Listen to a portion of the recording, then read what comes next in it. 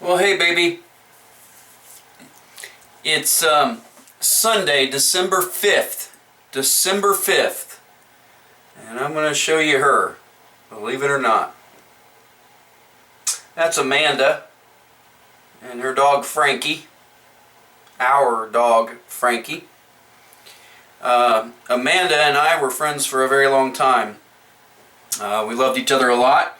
She got into a situation where she was getting married to someone and then decided to not get married, and then decided to she wanted to marry me. And so we loved each other a lot, and then we ended up not getting married. But we were friends for a very long time. Her name was Amanda.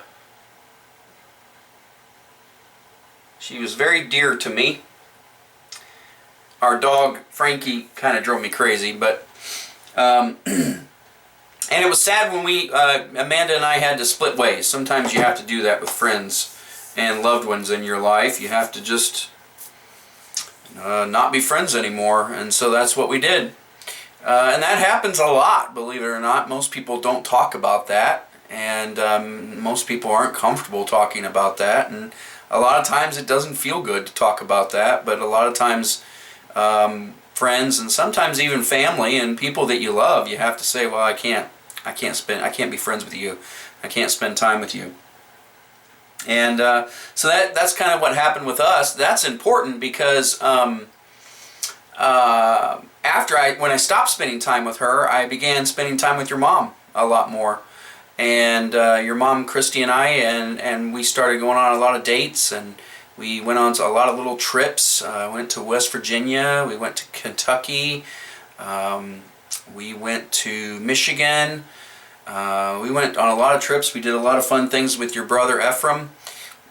We went miniature golfing and bowling, and went to baseball games and soccer games, as you probably know. And so, and your mom actually came to the house. She was at the house that Amanda and I bought. It was a big house. I called it the mansion. Everyone called it the mansion because that's what it was. It was a big mansion. It was 5 bedrooms, 2 bathrooms, huge house, big living room, big chandelier. And so anyway, the reason I'm telling you about her today is because it's her birthday. I don't know, December 5th. December 5th is her birthday, and so I happen to think of her today, and sometimes you'll do that in life too. You'll think of people in your past, maybe even people that you were angry at one point, or weren't very friends with, or were friends with, and that were hurt that you weren't friends with, if you know what I mean. And so it's her birthday today, and so I thought I would tell you a little bit about my past and my story a little bit, so you know about Daddy's story. Amanda and I were good friends, and then at some point when she and I decided to not be friends anymore, I began to have more time to be friends with your mom. And see, that's kind of how life goes sometimes. When you lose something or stop doing something, maybe, for example, a hobby.